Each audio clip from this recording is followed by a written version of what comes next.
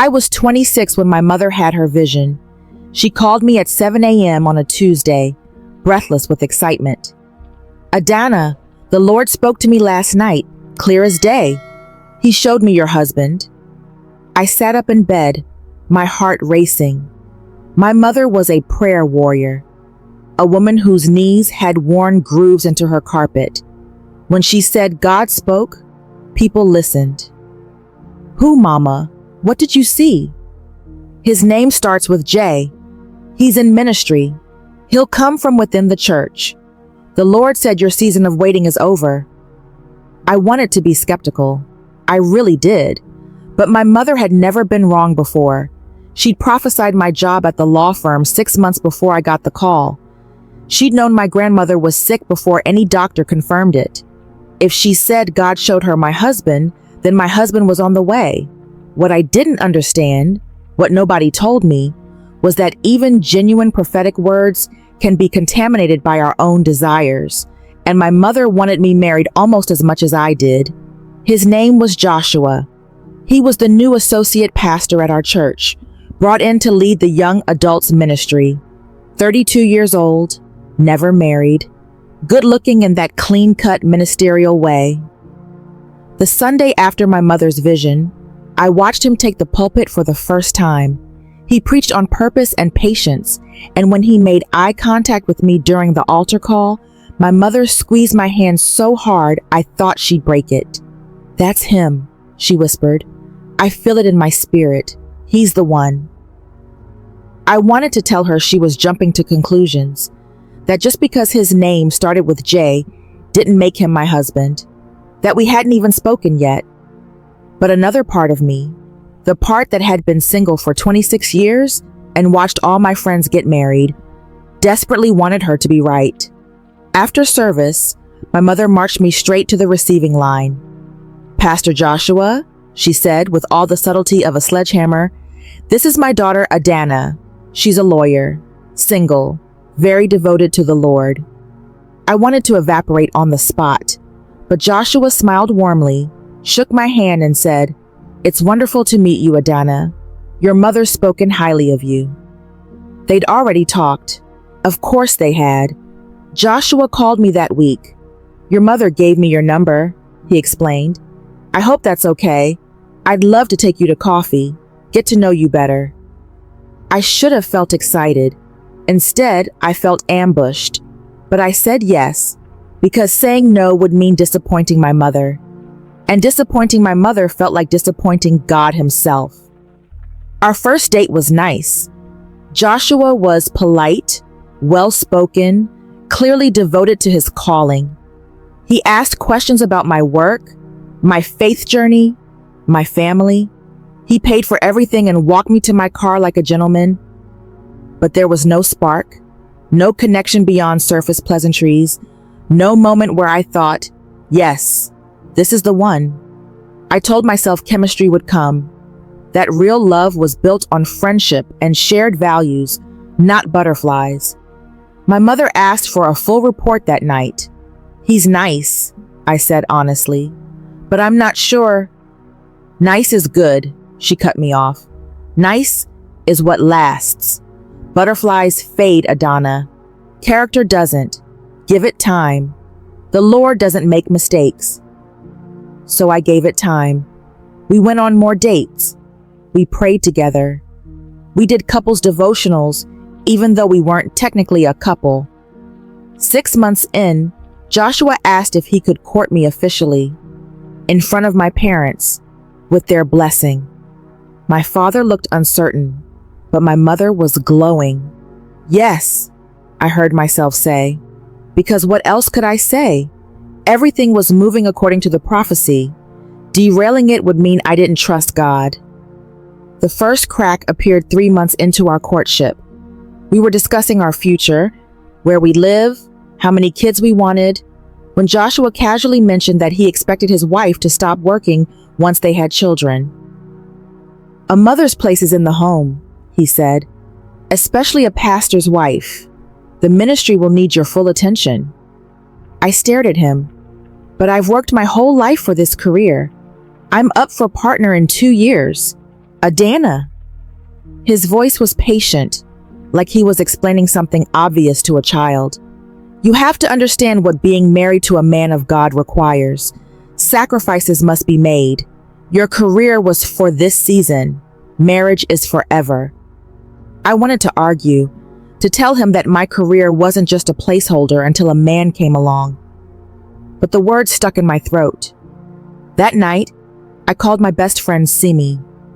He wants you to give up your career entirely? She asked, incredulous. He says it's biblical. The Proverbs 31 woman. Girl, the Proverbs 31 woman was a whole businesswoman. She had real estate and merchandise. She wasn't sitting at home baking bread. I knew she was right, but I also knew what my mother would say if I raised concerns.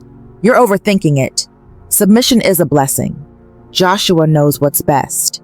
The second crack came a month later. I made a joke at a dinner party, something mildly self-deprecating about my cooking skills, and Joshua pulled me aside afterward. You embarrassed me tonight, he said, his voice low and controlled. A wife reflects her husband. When you make yourself look foolish, you make me look foolish. I was just being funny. It wasn't funny. It was inappropriate. I need you to be more careful about how you present yourself in public. I apologized. I actually apologized for making a joke about my own burnt casserole. And somewhere deep inside, a small voice whispered, "This isn't right." I tried talking to my mother. "Mama, I'm having doubts about Joshua." Her face fell. "Doubts? Adana, God gave you this man. How can you have doubts?" "It's just, he's very controlling. About my career, about how I speak, about everything. I don't feel like he sees me. I feel like he's trying to mold me into something. That's what marriage is, dear. Iron sharpens iron. He's helping you become a better woman." But what if I was already good enough? She looked at me like I'd spoken blasphemy. "Adana, you've been praying for a husband for years. God finally answers. And now you want to throw it away because of feelings? Feelings change. Prophecy doesn't." I left her house more confused than ever. Was I being ungrateful? Was I sabotaging my own blessing because I was scared of commitment? Maybe Joshua's expectations were normal, and I was just resistant to submission. I prayed for clarity. I fasted for 3 days. I begged God to show me if I was making a mistake. The answer came in the quietest way possible.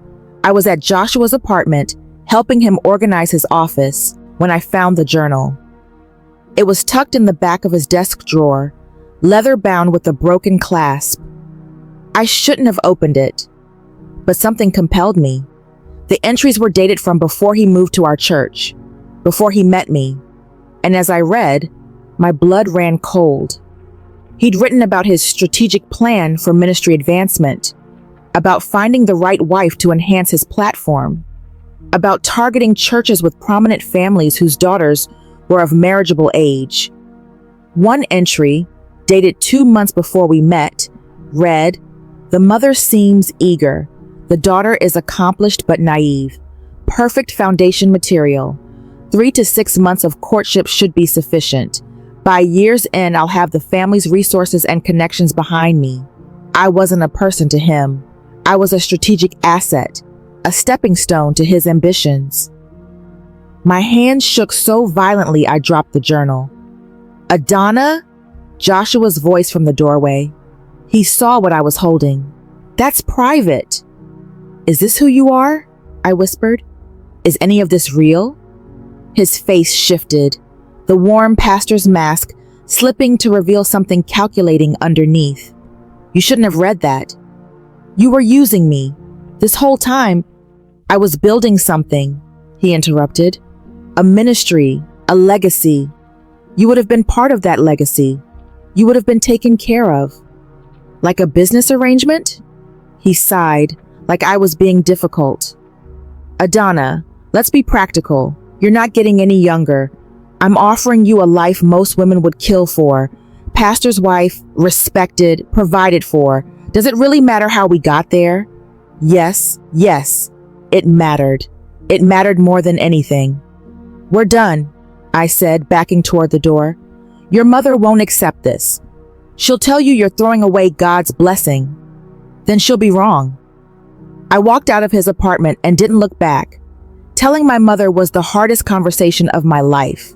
She cried, she quoted scripture, she accused me of rebellion, of pride, of being too modern, too secular, too influenced by the world. "God gave you a word, Mama," I finally said, "but either you heard wrong or you heard your own desires and called it prophecy." The silence that followed was devastating. My mother and I didn't speak for 3 weeks. When we finally did, it was strained, wounded. Something between us had cracked that would take years to repair, but I was free. It took time to untangle what had happened. I'd been so conditioned to trust spiritual authority that I'd overridden my own discernment, so desperate for marriage that I'd ignored every internal alarm.